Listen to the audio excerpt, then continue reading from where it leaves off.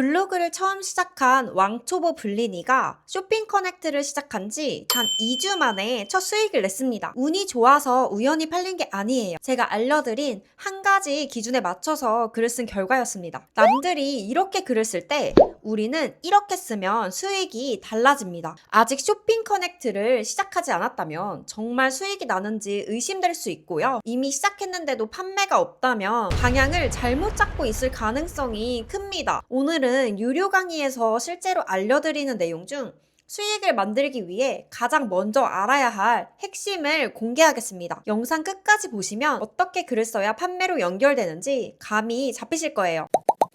쇼핑 커넥트 시작하자마자 2주차, 3주차 만에 수익이 나신 분들은 딱 한 가지 공통점이 있었어요. 바로 구매할 가능성이 있는 사람이 검색하는 키워드로 글을 썼다는 겁니다. 요즘 네이버 블로그 하려면 홈판 노출이 필수다. 홈판에 떠야 방문자 수가 늘어난다. 이런 이야기가 많잖아요. 물론 홈판 노출도 중요합니다.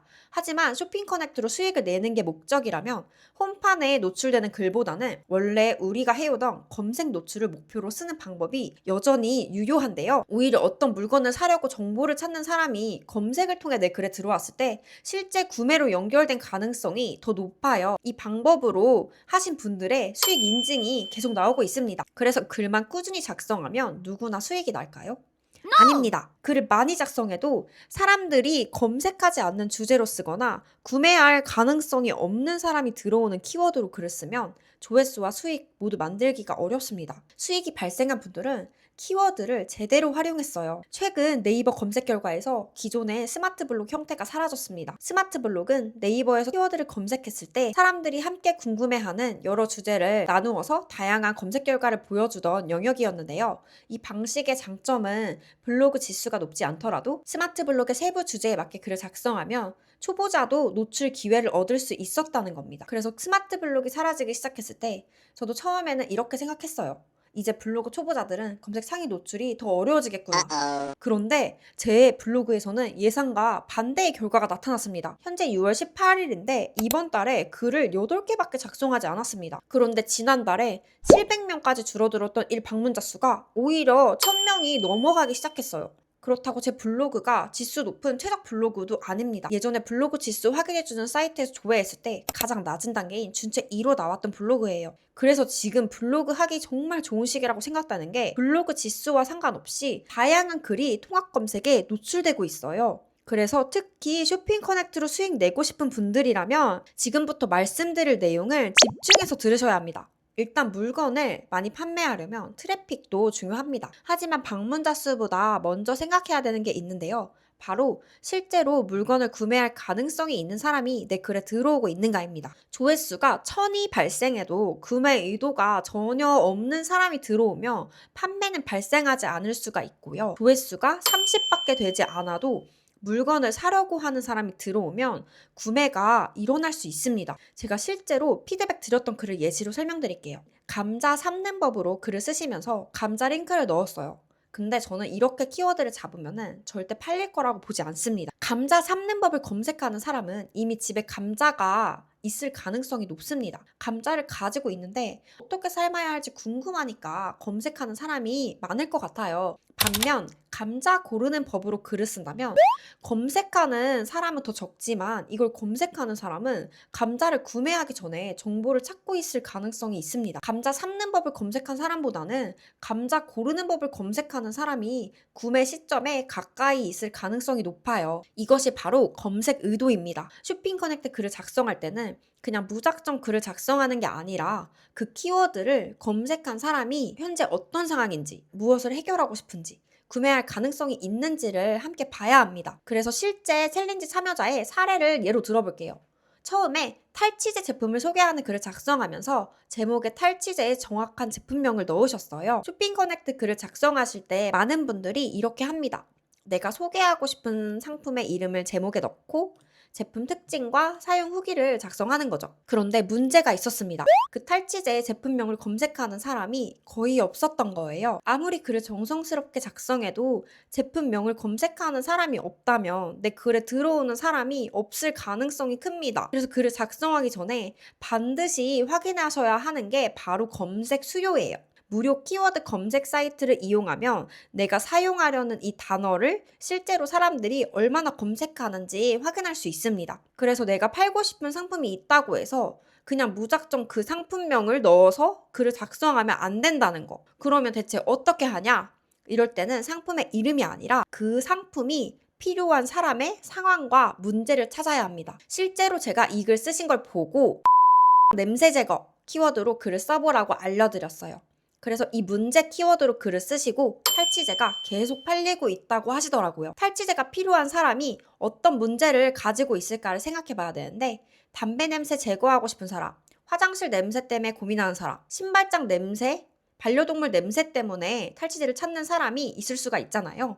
이 사람들은 아직 특정 탈취제를 검색한 게 아닙니다. 하지만 자신이 해결하고 싶은 문제는 있어요. 그래서 탈취제 제품명을 검색하는 게 아니라 담배 냄새 제거, 화장실 냄새 제거, 반려동물 냄새 제거, 이런 것처럼 자신의 문제를 검색합니다. 내가 탈취제를 판매하고 싶다면 탈취제 추천이라고 키워드를 작성하는 거 괜찮습니다. 하지만 탈취제 추천 같은 키워드로는 우리 초보자들이 상위 노출을 절대 못해요. 그렇기 때문에 우리는 글을 이렇게 쓰는 게 아니라 탈취제가 필요한 사람이 실제로 검색하는 문제 키워드를 찾아서 글을 작성하는 겁니다. 제가 이 방법으로 머리 빨리 기르는 법 키워드로 패스트 샴푸를 팔았고요.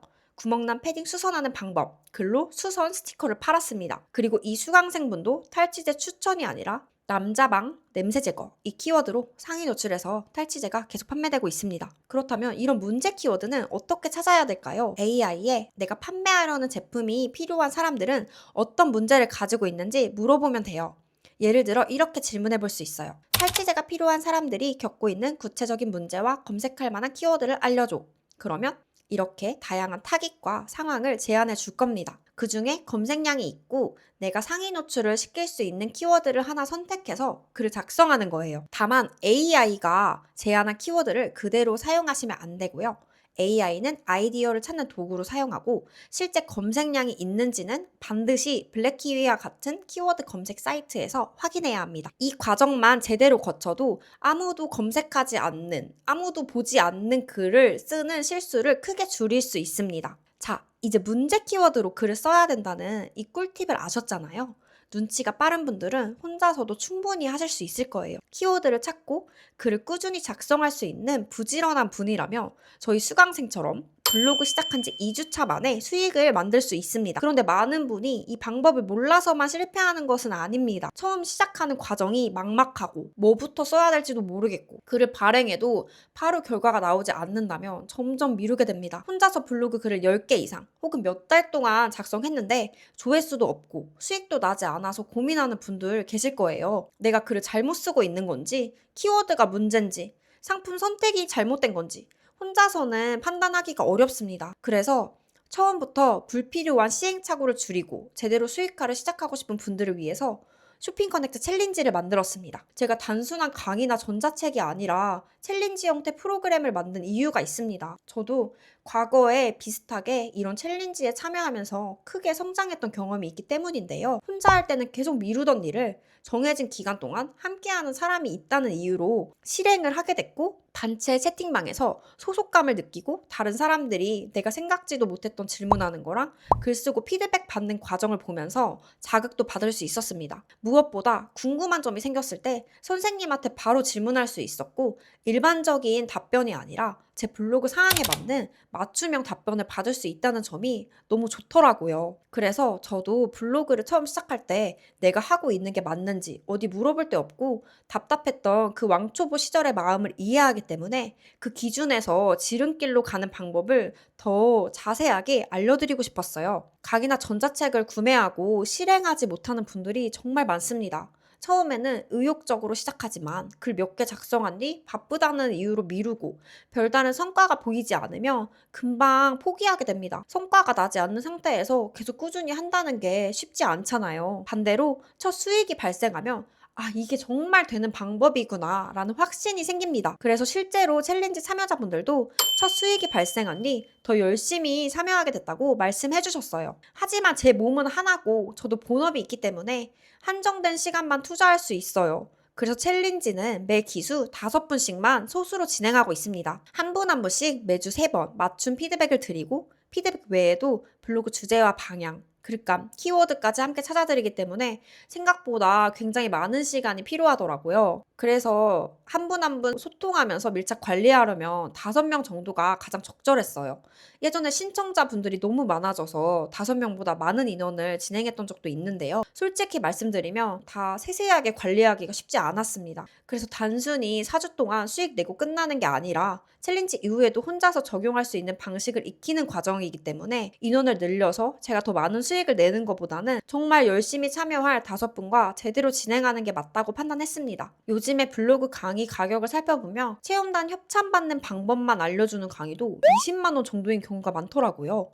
물론 체험단을 제대로 시작해서 맛집, 미용실, 이런 제품 협찬 같은 거 몇 번만 받아도 강의 비용 이상의 혜택을 얻을 수 있습니다. 문제는 강의를 구매하는 것과 실제로 실행하는 게 완전히 다르다는 거예요.